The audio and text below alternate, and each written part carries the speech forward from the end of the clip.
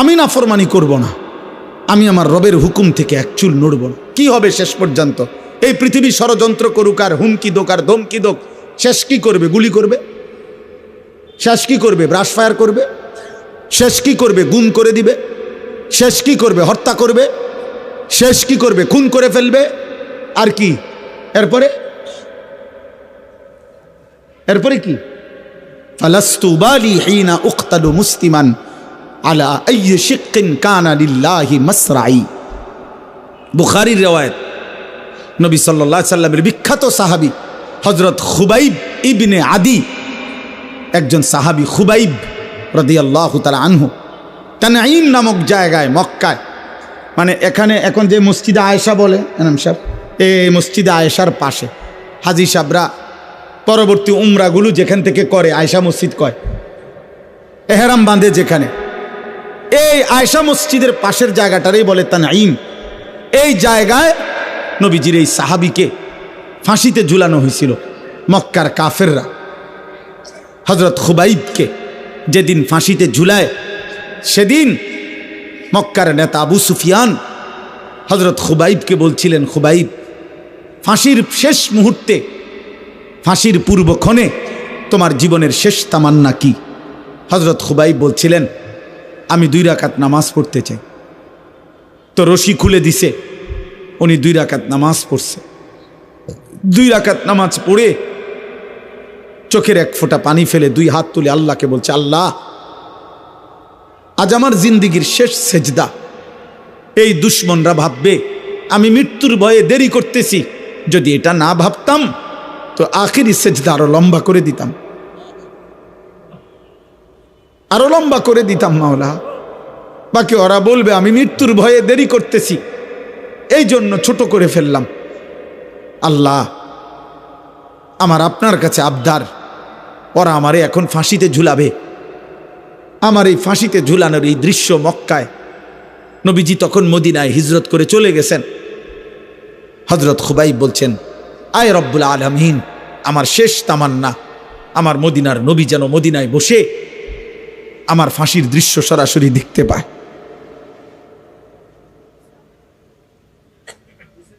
তো মক্কার কুরাইশ আবু সুফিয়ান তখন বলছিল, খুবাইব, তোকে এখন আমরা হত্যা করে ছাগলের চামড়া যেভাবে ছিলে ফেলে, আমরা তোকে এইভাবে চামড়া খুলে ফেলবো, ছিলে ফেলবো। এই তখন তিনি একটা কথা বলছিলেন, শুধু এইটাই বুখারীতে আছে, ফালাস্তু বালি হিনা উক্তালু মুসলিমান। আবু সুফিয়ান শোনো, আমি যখন আল্লাহর আনুগত্যের উপরে, ইসলামের উপরে, আমার খোদার সেজদার উপরে যখন মরতে পারছি, অতএব আমি আর কোনো পরোয়া করি না। আলা আইয়ি শিক্কিন কানা লিল্লাহি মাসরাই, তোমরা আমারে যেদিকেই ফিরাইয়া ফাঁসি দাও, যেদিকেই টেনে হিসড়ে শেষ করো, আমার শরীর যা ইচ্ছা তাই করো, আমার কোনো অসুবিধা নাই। আমি আমার রবের গোলামি করে আল্লাহর জন্য জান দিচ্ছি, খালাস। আর কোনো পরোয়া নাই। এই জন্য বাপ, এটা জীবনের মূল অর্থ। আমি গন্তব্য চিনি, এটা আমার জীবনের মূল সার্থকতা। আমরা মুসলমান, এই পৃথিবীর সব আয়োজন ছিল, আছে, থাকবে, আমি থাকবো না, আমি থাকবো না। ক্ষমতার পালা বদল হবে, মানুষের জীবন মান উন্নয়ন হবে, অনেক কিছুই হবে, অনেক কিছুই হবে না। পৃথিবী অনেক কিছুই হবে, অনেক কিছুই হবে না। রোদ উঠবে, বৃষ্টি নামবে, সূর্য উঠবে, চাঁদ উঠবে, আলো আসবে, অন্ধকার আসবে, রাত হবে, দিন হবে, শনিবার রবিবার হবে, সপ্তাহ মাস হবে, মাস বছর হবে, 25 সাল 26 সাল হবে। কিন্তু একদিন আমি থাকবো না, একদিন আমি থাকবো না। আমার মৃত্যুর পরে পৃথিবীর সব মানুষ যদি আধুনিক হইয়া, উন্নয়ন হইয়া চাঁদের দেশেও চলে যায়, আমি তো নাই, আমি তো নাই, আমি তো নাই।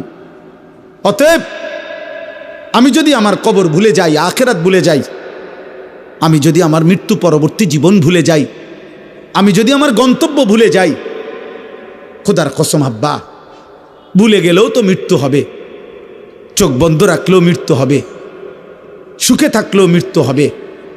তাহলে যেই সত্য আমাকে গ্রহণ করতেই হবে, মৃত্যু, কবর, আখিরাত, আমি সেটা ভুলবো কেন? আমি সেটা ভুলবো কেন? চোখ বন্ধ করলেই তো ঝড় থামে না। অতএব না বুঝলেই যে মৃত্যু হবে না এমন তো না। মনে করেন তুফান আসতেছে, ঝড় বৃষ্টি আসতেছে, এখন কেউ যদি চোখ বন্ধ করে বলে কই না, আমি তো কিছু দেখি না, তুফানও হচ্ছে না, বৃষ্টিও হচ্ছে না, কিছুই হচ্ছে না, না রে আব্বা সব হচ্ছে, তুমি ইচ্ছা করে চোখ বন্ধ করে রাখছো, তুমি চোখ বন্ধ করে রাখছো আর কি। অতএব আমি আপনাদের কাছে বললাম, আপনারা অনেক সময় মনে করেন আমরা হুজুররা শুধু আখিরাতের কথা বলি, কবরের কথা বলি, আসমানের উপরে আর মাটির নিচের কথা বলি। না রে বাপ, আরো কথাও বলি। বাকি এই দুই কথা বলা অপরাধ, এই দুই কথা বলা ত্রুটি, এটা আপনারে বলছে কে? আপনি এটা কেমনি সিদ্ধান্ত নিছেন যে আসমানের উপরের কথা বলাটা অসুন্দর আর মাটির তলের কথা কওয়াটা অসুন্দর, অযৌক্তিক? এইটা আপনারে কে বলছে? আপনি বলেন। একজন ডাক্তারকে কেন জিজ্ঞেস করেন না, আপনি যা জীবন এই প্যারাসিটামল লই এই দিয়ে ফুরা রইলেন, জীবনটা তো শেষ করে দিলেন। আপনি তো কোনোদিন একটা বিল্ডিং এর প্ল্যানিং দিলেন না, ইঞ্জিনিয়াররে কেন বললেন না আজীবন এই ইট বালু সিমেন্ট নিয়া পইরা রইলেন? আপনি যে আর কোনোদিন একটা প্যারাসিটামল লিখলেন না। আমার এক পরিচিত লোক আছে, আমি দেখছি ওনারে, আমি মনে 2-4-5 বছর দেখছি ওনারে টানা। ওনার 2 হাতে 2টা মোবাইল, উনি এই জমির ব্যবসা করে, হাউজিং। আমি যত সময় ওনারে দেখছি মোবাইল 2টা হাতে নিয়ে উনি এটা একবার রিসিভ করে, জি জি 4 শতক 4 শতক, একটু ডাইনে ডাইনে ডাইনে ডাইনে, বামে বামে, জি জি 6 শতক 6 শতক 6 শতক, ফুবি দিয়া ফুবি দিয়া, মানে কোন না জানি বুঝাইতে আছে 4 শতক 6 শতক 2 শতক, এই কথা। জিন্দিগি 4 শতক আর 6 শতকের উপরে শেষ, হায়াত শেষ। আখিরাত, আখিরাত।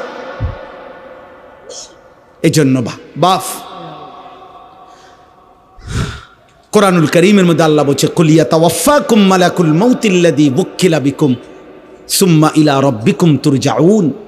আল্লাহ বলে, বন্ধু আপনি বলে দেন, আপনি বলে দেন, আপনি বলে দেন, তোমাদের জন্য আমি আল্লাহর পক্ষ থেকে নির্ধারিত মালাকুল মউত আজরাইল অবশ্যই তোমাদের মৃত্যু ঘটাবে, জান কবজ করবে, অতঃপর তোমরা সকলেই আমি আল্লাহর কাছে একত্র হবে আখিরাতে।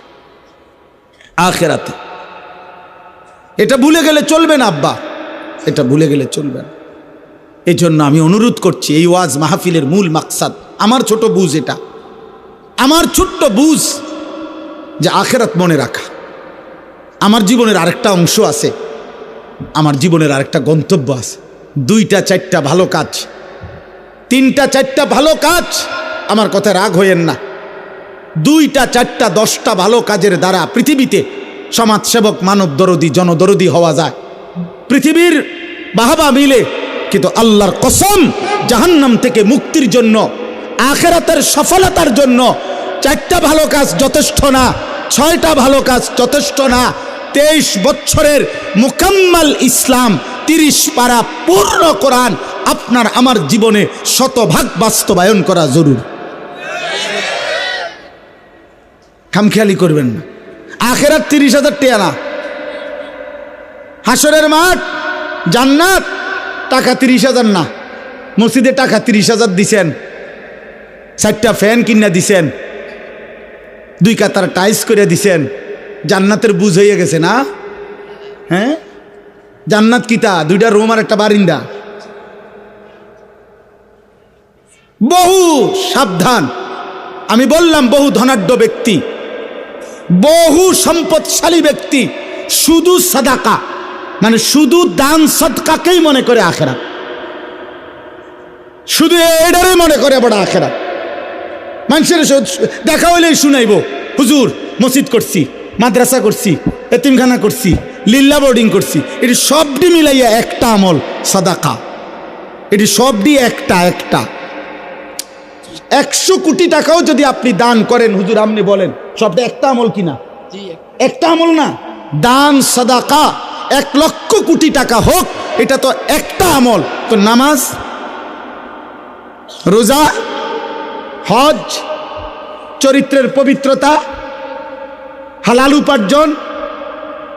আপনি যে মিশা কথা কন, আপনি যে 2 নম্বরই ব্যবসা করেন, আপনি যে লোন নিছেন 1 কোটি টাকা 200 কোটি টাকা, কারে বুঝান সিটারি?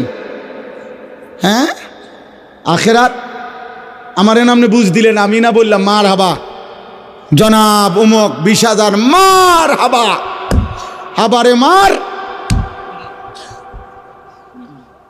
ঠিক আছে, মার হাবা তো ঠিক আছে, কিন্তু আসমানওয়ালা খোদার কসম তিনি জিজ্ঞেস করবে কিয়ামতের দিন, বান্দা মিন আইনা ইকতাসাবা ওয়া ফীমা আনফাকা। আল্লাহ তাআলা বলবেন, আমার বান্দা হিসেব দাও, একটা একটা টাকা কোত্থেকে উপার্জন করেছো, একটা একটা টাকা কোথায় ব্যয় করেছো।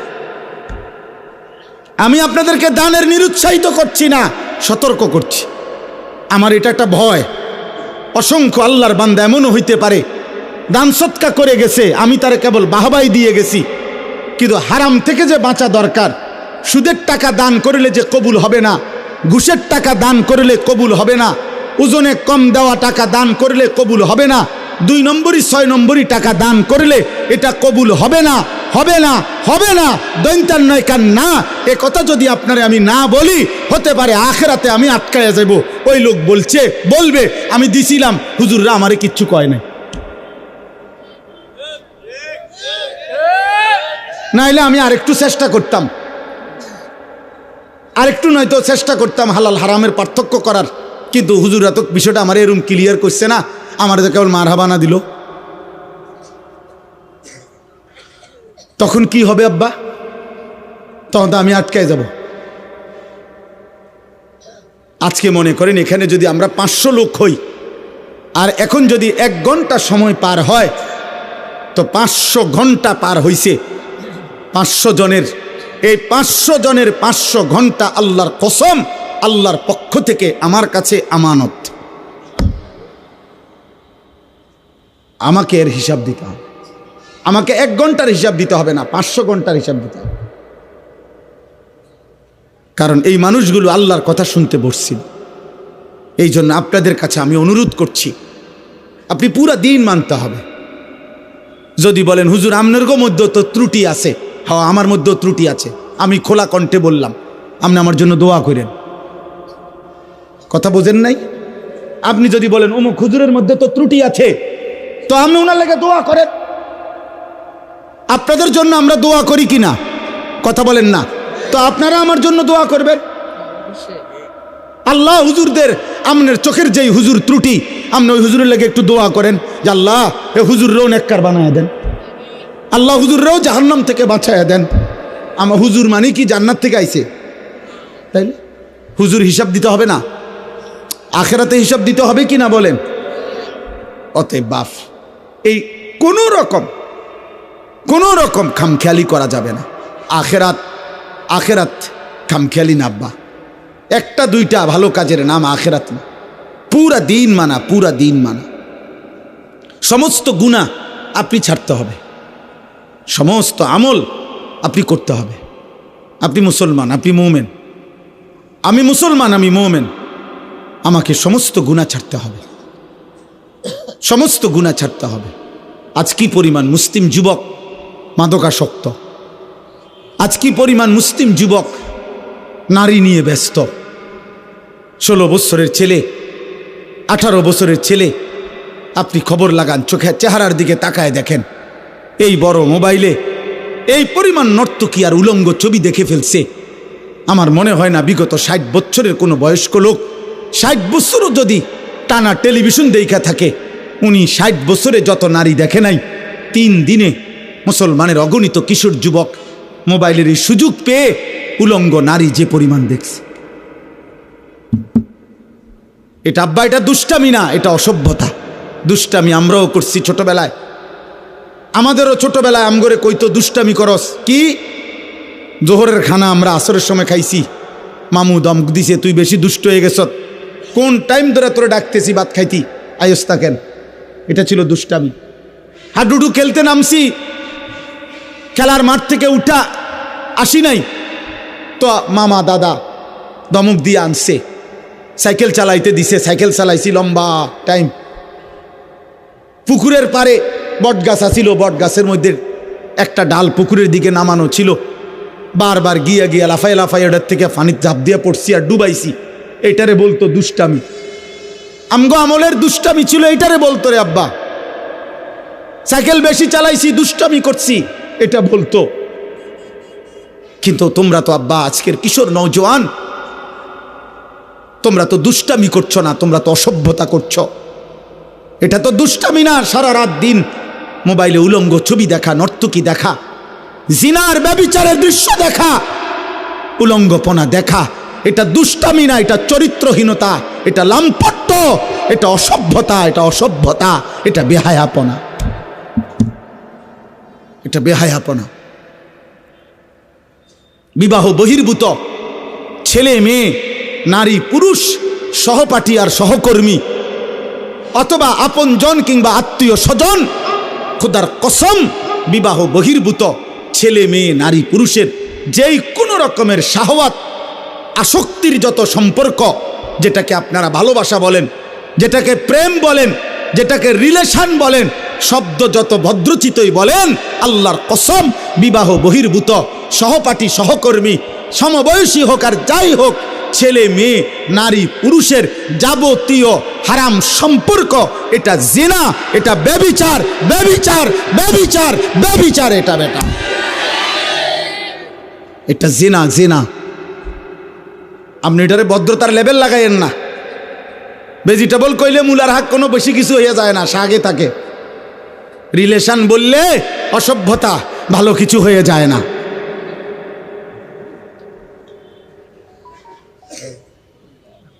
অতএব এটা জরুরি।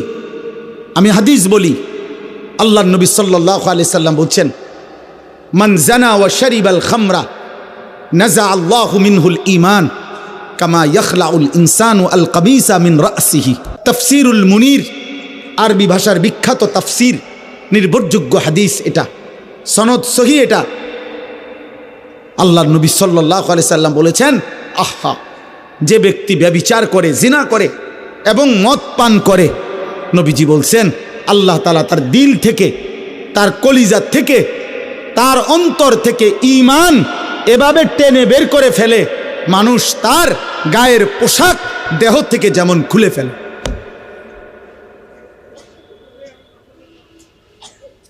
কি ভয়ঙ্কর কথা বলেন,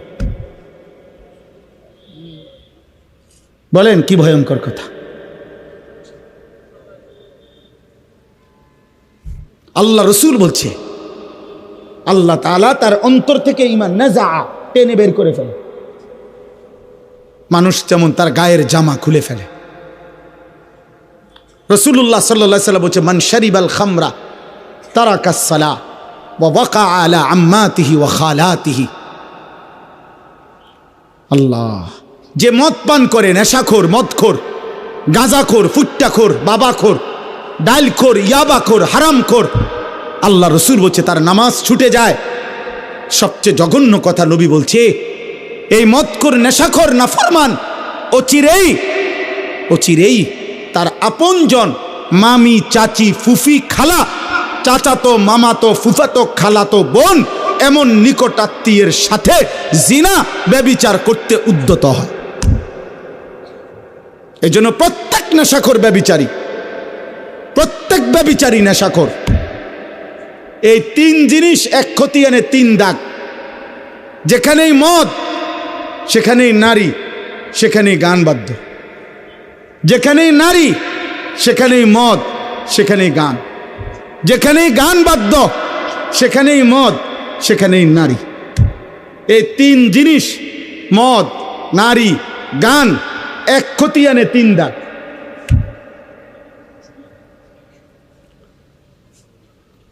রাসূলুল্লাহ সাল্লাল্লাহু আলাইহি ওয়াসাল্লাম বলছেন, গানে আসক্ত ব্যক্তিকে আল্লাহ তিনটা শাস্তি দিবে। নবীজি স্পষ্ট বলছেন, তিনটা শাস্তি আল্লাহ দিবে। এক নাম্বার, মাটি ধসিয়ে ধ্বংস করে দিবে। 2, পাথরের বৃষ্টি বর্ষণ করে ধ্বংস করে দিবে। 3, অথবা চেহারা বিকৃত করে মানুষের চেহারা পরিবর্তন করে জানোয়ারের আকৃতি বানায় ফেলবে। আজ না হোক কাল, রব্বে কাবার কসম, নবীর এই ভবিষ্যৎবাণী হবেই হবে। মুহাম্মদ আরবি সাল্লাল্লাহু আলাইহি সাল্লাম, তার কোনো কথা ভুল হয় নাই, হবেই হবে। এটা আজ না হোক কাল হবে। একদিন ঘুম ভেঙে দেখবে যুবক সারা রাত উলঙ্গ ছবি আর নারী আর গান বাদ্যের আসক্তিতে ছিল। কোনো এক প্রজন্ম আইসা দেখবে হয়তো ঘুম থেকে জেগে মানুষের চেহারা কুকুর শুকরের চেহারা হয়ে গেছে। চেহারা বিকৃত করার সব মহড়া চলতেছে আব্বা। বেঈমান, চুল, চেহারা সব কিছুতেই আজকে অগণিত মুসলমান ছেলেকে মুসলমানের চুল, চেহারা, লেবাস, চেহারার ডিজাইন পুরি বদলে আজকে তারা পরিবর্তন করে দিছে। এটা যদি রব পরিবর্তন করে ফেলে তাহলে পুরা জানোয়ার হয়ে যাবে।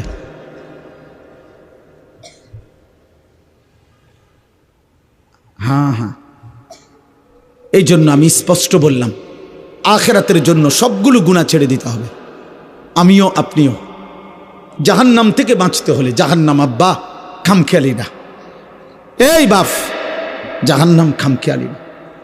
ইয়াউমা তুকাল্লাবু ওয়ুজুহুহুম ফিন্নার ইয়াকুলুনা ইয়া লাইতানা আতানা আল্লাহ ওয়া আতানার রাসূলা। আল্লাহ বলে, বান্দা, জাহান্নামের মধ্যে নাফরমানদের চেহারাগুলো দুনিয়ার উত্তপ্ত কড়াইয়ের তেলের মধ্যে যেভাবে মাছ এই পিঠ ওই পিঠ চাপ দিয়ে দিয়ে ভাজি করে, আল্লাহর কসম আল্লাহ বলে জাহান্নামের চেহারা জাহান্নামের আগুনে ফেরেশতারা এইভাবে উলট পালট করে পোড়াইতে থাকবে। ইয়াকুলুনা ইয়া লাইতানা আতানা আল্লাহ ওয়া আতানার রাসূলা। জাহান্নামী নাফরমান প্রতি সেকেন্ড সেকেন্ড চিৎকার করবে আর বলবে, হায় আমার মন্দ কপাল, আফসোস, আমি যদি আল্লাহ এবং রাসূলের আনুগত্য করতাম, আনুগত্য করতাম। কোরআনুল কারীমের মধ্যে আছে, আল্লাহ বলেন, ওয়ালাউ তারা ইদিল মুজরিমুনা নাকিসু রুউসিহিম ইনদা রাব্বিহিম।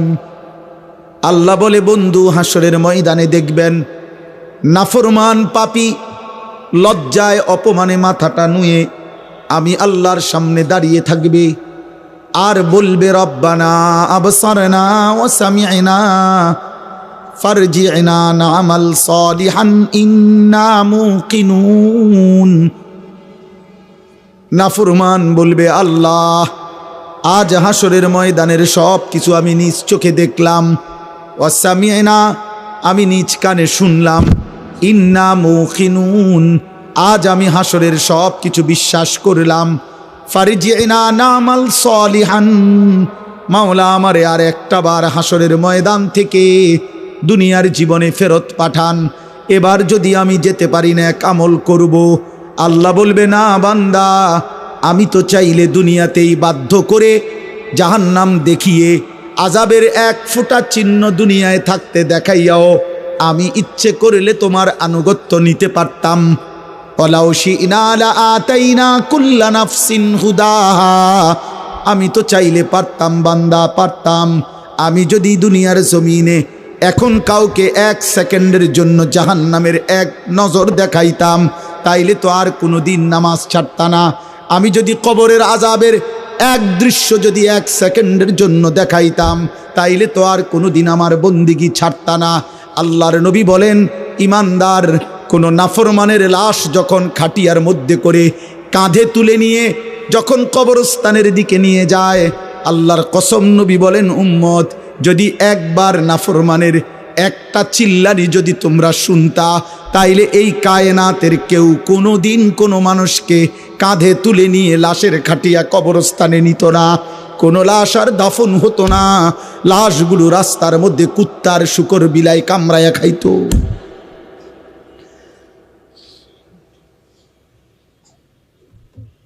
হাদিস হাদিস, ফাজলামি কথা না।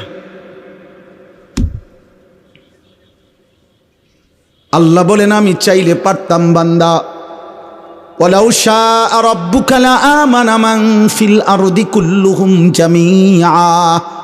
আল্লাহ বলে তোমার রব চাইলে তো সকলকেই ইমানদার বানাইতে পারতেন। ফালাউ শাআ লাহাদাকুম আজমাইন। আল্লাহ চাইলে তো সকলকেই হেদায়েত দিতে পারতেন কিনা বলেন না? এখানে আমরা যারা বসছি আমাদের প্রত্যেককে দিয়ে সেজদা করাইতে আল্লাহর পক্ষে সম্ভব? বলেন না কেন? এই যুবক বলো না। পারতো। এশার নামাজ না পড়ে নাফরমান তোমরা যারা এক ওয়াক্ত নামাজ পড়ো না, খোদার 365 দিনে কোনো দিন যেই নাফরমান ফজরের নামাজ পড়লি না, এক বছরে কোনো দিন মুসলমানের বাচ্চা, তোর মা, তোর বাবা, তোর অভিভাবক, তোর সমাজ তোকে কোনো দিন বলল না যে ফজরের নামাজ পড়তে যদি একদিন ভোরবেলা আল্লাহর কোনো ফেরেশতা তোর ঘাড় ছাইয়া একটা থাপ্পড় দিত তো তোর বংশের 14 গোষ্ঠী আর কোনো দিন সেজদা না দিয়ে ঘুমাইতো না। আল্লাহ চাইলে পারতে, কিন্তু আল্লাহ বলেন আমি চাইছিলাম বান্দা না দেখে, আমার রসুলের কথা শুনে, আমার কোরআনের কথা শুনে, আমার মনোনীত উলামা, কত ইমাম, কত খতিব, কত আলেম, কত বক্তা, কত ওয়ায়েস, কত পীর, কত বুজুর্গ, কত আউলিয়া, কত চিৎকার করছে রে বান্দা, কত কানছে রে তোর সামনে, কতবার বলছে। সেদিন যদি তাদের কথা তুমি বিশ্বাস করে আমার গোলামি করতা, আজ আমি হাসরের ময়দানে নিজ হাতে জান্নাত তুলে দিতাম। তুমি কদর করলা না, তুমি কদর করলা না। অতএব আপনারা আলহামদুলিল্লাহ দুনিয়া খুব বুঝেন। দুনিয়া আমি আর নতুন করে বুঝানোর, ওই যে বললাম আগের কথাটা, মাটির তলের কথা আর আসমানের উপরের কথা, এটা বুঝেন না লোক কম তো আব্বা। দুনিয়া বুঝানোর লোক আলহামদুলিল্লাহ প্রচুর আছে, প্রচুর আছে। এই আমি দেখছি আপনার খেতে যে কাম করে, এই কৃষি সবজি করে, আমার বাসার পাশেও এইখানে এই যে সবজি যারা করে এগোরও আপনার দেখছি প্রাইভেট কার দিয়ে আইসা একেবারে স্যুট বুট পরা ভদ্রলোক, টাই পরুন না, 4-6 জন আইয়া বুঝা, বুঝা। আর আমি বুঝি, আবার আমি বুঝাইতাম যে ভাই আসেন আজকের মাহফিলে আমরা শুনি একটি অটো সুন্দরভাবে কিভাবে চালাইতে হয়, এটা আমি বুঝাইতাম। কথা কয় না মোফাজ্জল ভাই, এটা বুঝাইতো নাকি? এটা কিতা বুঝা, এটা অটো চালাইতে এটা বোঝানোর কি দরকার? ওইতের লগে 2 দিন আটলেই তো হইল। দুনিয়াতে একেবারে সহজ, দুনিয়া একদম সহজ, দুনিয়া একদম সহজ দুনিয়া।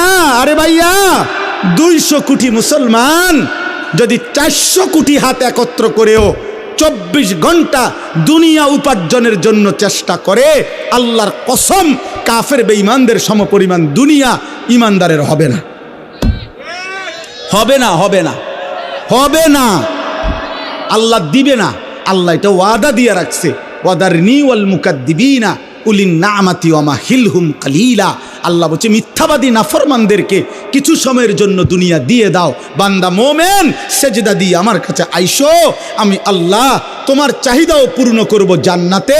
তোমার চাওয়া শেষ হইলে আমি নিজের থেকে কোটি কোটি কোটি কোটি আরো দিতে থাকব, আমি সব দেব জান্নাতে। দুনিয়া শুধু খোরাকি। ওই আমার বাসাত রাজমিস্ত্রি কাজ করছে, ওর লগে চুক্তি হইলো, সিস্টেম কইছে হে হুজুর ডেইলি 8 জন কাজ করব, কর্মচারী আমরা 600 টাকা কইরা ডেইলি হাজিরা দিয়ে যাবেন রোজ। আর ছাদ ডালাইয়ের পরে স্কোয়ার ফিট মাইপা আপনার 280 টাকা কইরা যত আসে বাকি টাকাটা দিবেন। এইটা হইলো হিসাব। আমি বুঝছি এইটা আমাকে হিসাব। আল্লাহ আমারে বলছে বান্দা তুমি শুধু ইমান আমলের সাথে দুনিয়া খোরাকিটা কোনো রকম নিয়ে আসো, খাইয়া আইও, বাকি যা হিসাব কইরা জান্নাতে আমি দিয়ে দেব তোমার। শুধু দিন খোরাকি না, হ্যাঁ ডেইলি খোরাকিটা শুধু না। এই জন্য ইমানদার খোরাকি নেয়। এই জন্য ইমাম সাহেব 10,000 টাকা বেতনে 1 মাস চলে, 8,000 টাকা বেতনে 1 মাস চলে, 12,000 টাকা বেতনে 1 মাস চলে, কিস্তি নাই। কিন্তু মাসে 1.5 লাখ টাকা ইনকাম, কিস্তি চলে 4টা। আরো আমারও তো কতজনে বলছে খাস করে দোয়া করতাম এই কিস্তি লেগে, মানে এমন দোয়া করতাম যাতে কিস্তি 4টা 8টা হয়। মা তো খাস করে দোয়া করলে কি করতো, কিস্তির উপরে দোয়া তো আপনি লেগে এইটাই যে হুজুর দোয়া করবেন কিস্তি চলে 4টা, তার মানে আরো যাতে 4টা বাড়ে কিস্তি। আমার একবার একজন হুজুর রবিবারে ছাদ ডালাই খাস করে দোয়া করবেন। আমি বললাম দোয়া করি আল্লাহ যাতে ছাদ ডালাইয়ের দিন ডাকবে যায় নিচের দিন, মানে এমন। তাহলে নাহলে খাস দোয়া কি এটা পরে জাঁতা দেওয়াতে দোয়াটাই নর্মাল দোয়াই তো ছাদ ডালাই হয়। তো যেহেতু সাপ দিতেন কইছেন আপনি খাস, তো তাহলে আটটু সাপ দিলাম। দুনিয়া মোটরসাইকেলের লেগে দোয়া, হাই মুসলমান, হাই মুসলমান, ছাদ ডালের দোয়া। হুজুর দোয়া করবেন কষ্ট করে আল্লাহ আল্লাহ করে 12 লাখ টাকা ব্যবস্থা করছি ছেলেটার বিদেশের, আল্লাহ আল্লাহ করে করছে। 3 লাখ টাকা সুদে নিছে, 4 লাখ টাকা কিস্তিতে নিছে, আল্লাহ আল্লাহ করে। হায় হায় হায় হায় মুসলমান, কেমনে বললে এত বড় কথা, এত বড় নাফরমানির কথা কেমনে কইলা? আরে সুদখোর কেমনে বললা? আল্লাহ আল্লাহ করে নিছো কেমনে? আর সুদের টাকার উপরে দোয়া চাও কেমনে? কি দোয়া করতো আপনার ফুতের লেগে? আপনি কি দোয়া চাচ্ছেন? কি দোয়া করতো? আমি দোয়া করতাম যে আল্লাহ উনি যে 6 লাখ টাকা সুদ নিছে এটাতে বরকত দেন নাকি? তো কি দোয়া করতো কি? তা নাই তো কি? আর নয়তো তো দোয়া করতে আল্লাহ সুদখোরকে ধ্বংস করে দেন, তো নাই তো বরকত দেন বলা যাবে? কথা বলেন না কেন? সাবধান মুসলমান, আখেরাত খামখেয়ালিন। আবারও বললাম, এজন্য এই জবানের হেফাজত জরুরি, হালাল হারামের পার্থক্য বোঝা জরুরি। এক মুসলমান, আবারও বলি, আখেরাতকে আপনারা মামুলি ভাববেন না, আখেরাতকে খামখেয়ালি মনে করবেন না। আখেরাতে পুরা জিন্দিগির হিসাব দিতে হবে, রাত দিন 24 ঘন্টার হিসাব দিতে হবে। অতএব আজকে আমি এতগুলো কথার পরে আপনাদের কাছে আমার মূল বক্তব্য হলো, আব্বা চলেন আমরা একটা এতটুকু বুঝি যে কমপক্ষে নিজের দিকে একবার নজর দেই। আমি আপনি যে যেখানে আসি 30টা সেকেন্ড, প্রত্যেকে একবারে 30 সেকেন্ড সময় আপনি একটু চোখ বন্ধ করে অথবা আপনার বিবেক দিয়ে আপনি ভাবেন, আমরা যারা এখানে বসা এখন যে অবস্থানে বসে আছি, চোখ বন্ধ করে বা 30 সেকেন্ড নীরবে ভাবেন তো যে অবস্থায় আছি, এই অবস্থায় আমাদের জীবনের গুনার পরিমাণ বেশি নাকি নেকির পরিমাণ বেশি? কি মনে হয়? তাইলে এখান থেকে যদি হাসরের ময়দান হয়, মালিকের সামনে দাঁড়াইয়া কেমনে হিসাব দিবে? কেমনে হিসাব দিবে? আপনি কি মরবেন না? আপনাকে কি কবরে যাইতে হবে না? এই কথাটাই আমি মনে করাই দিলাম। আমার ছোট্ট বুঝে আমি এতটুকু বললাম। আল্লাহ তাআলা বলছে, বান্দা এবার যদি মনে করে থাকো তোমার গুনার পরিমাণ বেশি, তাইলে তুমি অন্য কোথাও গিয়ে লাভ নাই। আমি আল্লাহ তোমাকে আশ্বস্ত করতে চাই, গুনাহ যদি তোমার আসমান পরিমাণ হয়, গুনাহ যদি তোমার সমুদ্রের ফেনা পরিমাণ হয়, গুনাহ যদি তোমার হিমালয় পর্বত ছুঁয়ে যায়, গুনাহ যদি তোমার এই জমিনের বালুকণা পরিমাণও হয়, তুমি অন্যদিকে যাইও না। তুমি যদি শুধু বুঝতে পারো, অনুভব করতে পারো, তোমার ভিতরে যদি উপলব্ধি আসে আমার গুনাহ বেশি, আর আমার এই গুনাহ আমার জাহান্নামে নিবে, আর জাহান্নামের আগুন আমি সহ্য করতে পারবো না, খোদার কসম আল্লাহ বলেন, এদিক সেদিক না গিয়ে বান্দা তুমি আমার দিকে ফিরে আসো, আমার রহমত থেকে নিরাশ হইও না। আমি ওয়াদা করলাম, আমি আল্লাহ এক সাগর নয়, আমি হাজার সাগর, এক পৃথিবী নয়, আমি আসমান ছোঁয়া গুনাহ একবারে একসাথে মাফ করে দেব। তুমি আমার কাছে আসো। এই কথাইটাই এখানে 24 নম্বর পারা 39 নম্বর সূরা জুমার, এই সূরার 53 নম্বর আয়াত। আমি আপনাদের কাছে 3টা আয়াত পড়ছি, 53, 54, 55, এই 3টা আয়াতের তর্জমা বলেই আমার কথা আমি শেষ করলাম। আল্লাহ তাআলা বলেন, কুল, হে নবী আপনি বলেন, ইয়া ইবাদিয়াল্লাযীনা আসরাফু আলা আনফুসিহিম, হে আমার বান্দারা, তোমরা যারা নিজের উপরে গুনাহ করতে করতে সীমা অতিক্রম করে ফেলেছ, গুনার পাহাড় উঠায় ফেলছ, তোমরা নিজের উপরে যারা জুলুম করে ফেলেছ, তোমরা যারা জীবনটাকে শেষ তসতস করে ফেলছ। হাদিসের মধ্যে, তাফসীরের মধ্যে আছে, নবীজির কাছে কয়েকজন লোক এসে বলছিল, হে মুহাম্মদ, আমরা তোমার কালেমা গ্রহণ করতে চাই, কিন্তু তুমি কি জানো যে আমাদের গুনাহ কি পরিমাণ? আমাদের গুনাহ কি পরিমাণ? হয়তো তোমার আন্দাজও নাই। মুহাম্মদ, আমরা শুধু শিরিক করেছি এমন না, আমরা মূর্তি পূজা করেছি এমন না। তাফসিরে কুরতুবিতে স্পষ্ট লিখছে, নবীজিকে তারা বলছে, হে মুহাম্মদ, চুরি করছি কি পরিমাণ, হিসাব নাই। জিনা করেছি কি পরিমাণ, হিসাব নাই। মদ পান করেছি কি পরিমাণ, হিসাব নাই। খুন করছি কি পরিমাণ, হিসাব নাই। জীবনটা শেষ করে দিছি গুনায় গুনায়, আজ আর কোনো হিসাব করেও কুলাইতে পারবো না, এত বেশি পরিমাণ গুনাহ আমাদের। তো বলছে, মুহাম্মদ, তুমি যে বলছো আল্লাহ মাফ করে দিবে, কিন্তু মাফ তো করবে বুঝি, কিন্তু আমরা যে পরিমাণ গুনাহ করেছি আমাদের মনে হয় তোমার আল্লাহ এত বেশি পরিমাণ গুনাহ মাফ করবে না। গুনাহ যে আমাদের অনেক বেশি। তুমি আরেকবার তোমার আল্লাহকে জিজ্ঞেস করো, ওনারে বলতে কও, উনি আমগো কি পরিমাণ গুনাহ মাফ করে দিবে। মহান আল্লাহ পাক এই আয়াত তখন নাজিল করছেন। আল্লাহ বলছে, বন্ধু আমার বান্দাদেরকে বলেন, হে আমার বান্দা, তোমার গুনার সংখ্যা তুমি হিসাব না করে আমার মাগফিরাতের দিকে তাকাও। গুনাহ তোমার যে পরিমাণ হোক, আমার মাগফিরাত তার চাইতে কোটি কোটি গুণ বেশি, কোটি কোটি গুণ বেশি। আয়া ইবাদিয়াল্লাযীনা আসরাফু আলা আনফুসিহিম লা তাকনাতু মির রাহমাতিল্লাহ। আমার রহমত থেকে নিরাশ হইও না, আমার কাছ থেকে সরে যাইও না বান্দা। আর কোথাও আশ্রয় মিলবে না, আর কোথাও মাফ মিলবে না, আর কোথাও গন্তব্য হবে না, আর কোথাও ঠিকানা মিলবে না রে বান্দা। ইন্নাল্লাহা ইয়াগফিরুয যুনুবা জামিআ, নিশ্চয়ই আল্লাহ সমস্ত গুনাহ মাফ করে দিবেন। আল্লাহ বললেন, বন্ধু ওদেরকে বলেন, কুফর আমি মাফ করে দেব, শিরিক মাফ করে দেব, কবিরা গুনাহ মাফ করে দেব, সগীরা গুনাহ মাফ করে দেব, বিদআত মাফ করে দেব, মুনাফিকি মাফ করে দেব, সব মাফ করে দেব। ইন্নাহু হুয়াল গফুরুর রাহিম। কেন মাফ করব না? আমি আল্লাহ গফুর, ক্ষমাশীল, রাহিম, দয়াবান। এবার আল্লাহ বলে, বান্দা তবে শুনো, তাহলে যদি তুমি সিদ্ধান্ত নেও আমার কাছে আসবা, আমি মাফ করব, তো এখন কি করতে হবে তোমাকে? আল্লাহ বলেন, তোমাকে দুইটা কাজ করতে হবে। ওয়া আনিবু ইলা রাব্বিকুম, তোমাকে 1 নাম্বার ইরজিউ, আমার কাছে ফিরে আসতে হবে। তুবু, তওবা করতে হবে।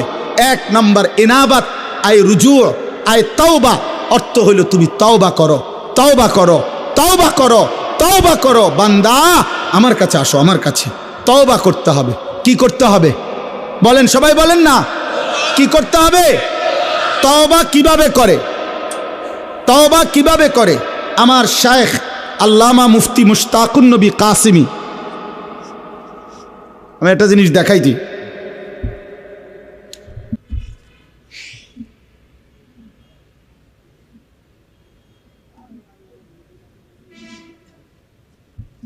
এই দেখেন, এইখানে আমি এই সাদা কাগজে লিখছি চ আকার চা, দেখছেন নি? এটা চ আকার চা। কি লিখছি? তাহলে এইটাই তো চা, ঠিক না? না না, এটা চায়ের শব্দ, এটা চায়ের শব্দ। সাফাতা, চিনি, ফানি, এই 3 জিনিস একত্র হইয়া যেটা হয় সেটারে কয় চা। অতএব তওবা, তওবা, তওবা, এইটা আপনি কইলেন, এটা তওবা না। 3 জিনিস একত্র হইলে সেটাকে বলে তওবা। 1 নাম্বার, কুফর হোক, শিরিক হোক, কবিরা হোক, বিদআত হোক, নিফাক হোক, যত গুনাহ আমার হচ্ছিল, করছিলাম, সব ছেড়ে দেওয়া। 2, আর করবে না এ কথার চূড়ান্ত ওয়াদা দেওয়া। 3, লজ্জিত এবং অনুতপ্ত হয়ে মাফ চাওয়া। আল্লাহ বলেন, তুমি বান্দা 3টা বলো, আল্লাহ আমি গুনাহ ছেড়ে দিলাম, আল্লাহ আমি আর করব না, ওয়াদা দিলাম, আল্লাহ আমি লজ্জিত, মাফ চাইলাম।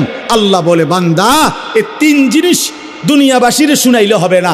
আমি দিল জানি, আমি কলজার ভিতরেও জানি। তুমি আসলে বলো না নকলে বলো, তুমি বাস্তবে বলো নাকি দরা খাইয়া বলো, আমি সব বুঝি। যদি দিল থেকে বাস্তবিক অর্থে গুনাহ ছেড়ে দিয়ে আর করবা না ওয়াদা দিয়ে লজ্জিত এবং অনুতপ্ত হয়ে তওবা করো। আমি যদি দিল দেখে বুঝি তো আমি আল্লাহ, আমি ওয়াদা দিলাম, এক সাগর এক নদী নয়, আমি আসমান ছোঁয়া গুনাহ মাফ করে দিলাম। শর্ত হলো কয়টা হইতে হবে বলেন? 1 নাম্বার গুনাহ ছেড়ে দিলাম, বলেন। 2 আর করব না, ওয়াদা দিলাম, বলেন। 3 লজ্জিত মাওলা মাফ চাইলাম, আল্লাহ বলে মাফ করে দিলাম। আমরা দেশের এই সময় বিড়ি খায় হেবাডা, হেবাডার মুখে আসবি তোবা তোবা তোবা তোবা আস্তাগফিরুল্লাহ আস্তাগফিরুল্লাহ। কিও দেশটাত কি শুরু হইলো? এই আমনে যেটি খাইতে আছেন এটি শুরু হয়েছে। আরে হেবাডা তওবা করে, তওবা। টেলিভিশনের দিকে তাকাইয়া আছে রাক্ষসের মতো, নর্তকীর দিকে তাকাইয়া আছে, মহিলার দিকে তাকাইয়া তাকাইয়া, এরপরে কয় আস্তাগফিরুল্লাহ আস্তাগফিরুল্লাহ। কিও দেশটায় কি চলতে আছে? এডি এই যে টেলিভিশন চলতে আছে, হ্যাঁ, হাবড়া তওবা করে, মস্কারি করেন। এটা তওবা? কথা বলেন না কেন? এটা তওবা, এটা আস্তাগফিরুল্লাহ। এমন আস্তাগফিরুল্লাহর উপরে আস্তাগফিরুল্লাহ, এমন আস্তাগফিরুল্লাহর উপরে কি আস্তাগফিরুল্লাহ।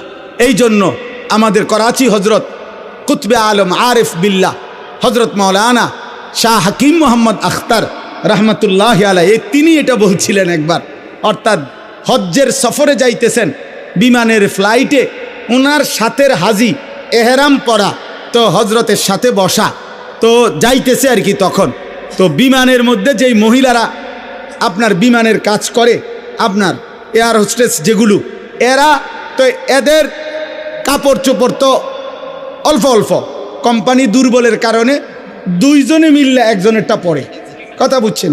এটা কোম্পানির সামর্থ্য কম, এই জন্য। তো এই এই মহিলাদের দিকে তাকাইয়া তাকাইয়া তাকাইয়া হাজি সাহেব, ওই হজরতের সাথের হাজি সাহেব, ও বেখেয়ালে কইতেছে আর কি আস্তাগফিরুল্লাহ আস্তাগফিরুল্লাহ। হজরত দেখছেন এগুলোর কাপড় চোপড়ের কি হালাত? তে হজরত তখন বলছে, হ্যাঁ ভাই তেরি আস্তাগফিরুল্লাহ পর আস্তাগফিরুল্লাহ, তোমার আস্তাগফিরুল্লাহর উপরে আস্তাগফিরুল্লাহ। পহলে তো নজর হটাও ফের আস্তাগফিরুল্লাহ পড়ো, আগে তো চোখ সরাও, বেডির দিকে চাইয়া রইছো, আবার কব আস্তাগফিরুল্লাহ আস্তাগফিরুল্লাহ। এ কোন সা আস্তাগফিরুল্লাহ? এটা কিসের আস্তাগফিরুল্লাহ? এটা নিয়ে আস্তাগফিরুল্লাহ আমনে? তাইলে মূলত কি গুনাহ ছেড়ে দিলাম, আর করব না, ওয়াদা দিলাম, লজ্জিত অনুতপ্ত হয়ে মাফ চাইলাম। ওয়া আসলিমু লাহু মিন ক্বাবলি আন ইয়াতিয়াকুমুল আযাবু সুম্মা লা তুনসারুন। আল্লাহ বলে প্রথম হইল তওবা করো, 2 নাম্বার হইল এখন থেকেই, আজকের থেকেই, যেদিন তওবা করলা, যেদিন বুঝলা, সেদিন থেকেই আমার আনুগত্য শুরু করে দাও। এখন থেকে আর পিছনের গুনাহ আর করবা না, আমার হুকুম ছাড়বা না, আজই নামাজ শুরু করো, আজকেই শুরু করো, আজকেই শুরু করো, আজকেই শুরু করো। আল্লাহ তৌফিক দান করেন। আল্লাহ বলে বান্দা এই 2 কাজ, তওবা করো এখন, আনুগত্য আমার ইবাদত শুরু করো এখন, মৃত্যু আসার আগে আগেই, মৃত্যু আসলে আর তোমাকে সাহায্য করা হবে না, আর সাহায্য করা হবে না। 3য় আয়াতে আল্লাহ বলেন ওয়াত্তাবিউ আহসানা মা উনজিলা ইলাইকুম মির রাব্বিকুম মিন ক্বাবলি আন ইয়াতিয়াকুমুল আযাবু বাগতাতাও ওয়া আনতুম লা তাশউরুন। আল্লাহ বলেন, আবারও বলছি, আমি যেই শ্রেষ্ঠতম কিতাব কোরআন নাজিল করেছি, আমার কোরআন মৃত্যু আসার আগে আগেই আনুগত্য করো, হঠাৎ মৃত্যু আসবে যা তুমি টেরও পাবে না। অতএব তার আগে আগেই বান্দা তুমি আমার কোরআন ধরো, আমার দিন ধরো, আমার আনুগত্য করো, আমার বন্দিগি করো। আমার ভাই, আমার বন্ধু, এই নাজিরা বাজার যুব সমাজের এই ভাইরা, ও আমারে অনেকক্ষণ আবদার করছে, একটা ডেট আমি মিলাইতে পারতেছিলাম না, আল্লাহর দয়ায় এতটুকু সুযোগ হয়েছে। আমার অনেক প্রিয় ভাই মাওলানা আমাদের মুফাজ্জল ভাই, প্রিয় ভাই বলছেন, এই জন্য আমি এটুকু সময় আপনাদের কাছে বললাম। ইনশাআল্লাহ আরও হযরত ওলামায়ে কেরাম ধারাবাহিক আপনাদের মাঝে বয়ান করবেন। উঠাউঠি না করে আপনারা আরেকটু বসেন, একসাথে মোহতারাম মেহমানদের কথা শুনে, আলেমদের আরও বয়ান শুনে এরপরে যাবেন। আর আমার শেষ কথা, কিশোর ভাই, যুবক ভাই, দোস্ত, এই পৃথিবী তোমারে মনে রাখবে না রে আব্বা। তুমি সেজদা দাও, ফজরের নামাজ পড়ো, আখেরাত ভুলো না আব্বা, তোমারে দুনিয়া মনে রাখবে না। কোনো পাপী, কোনো নাফরমানকে পৃথিবী শ্রদ্ধার সাথে স্মরণ করে না। নাফরমানের নাম টিকে না, নাফরমানের নাম থাকে না। ফেরাউনের নাম পৃথিবীর কোনো কুত্তার নামও কেউ রাখে না। নমরুদের নাম পৃথিবীর কোনো কুত্তার নামও কেউ রাখে না, আবু জেহেলের নাম পৃথিবীর কোনো কুত্তার নামও কেউ রাখে না, আবু লাহাবের নাম কোনো কুত্তার নামও কেউ রাখে না। এজন্য দোস্ত, নাফরমানের নাম থাকে না, নাফরমান শ্রদ্ধার সাথে স্মরণ হয় না। ইমানওয়ালা, সেজদাওয়ালা, বন্দিগিওয়ালা, মানুষের কল্যাণ, মানুষের সেবা, আখেরাতের ফিকির যার মধ্যে, সে দুনিয়াতেও টিকে থাকে, সে আখেরাতেও টিকে থাকবে। আল্লাহ আমাদেরকে তৌফিক দেন, আল্লাহ আমাদেরকে কবুল করেন। আজকের এই তাফসীরুল কোরআন মাহফিল আগামী দিনেও আরো সুন্দর ইন্তজামের সাথে করার তৌফিক আল্লাহ দান করেন। আমিন।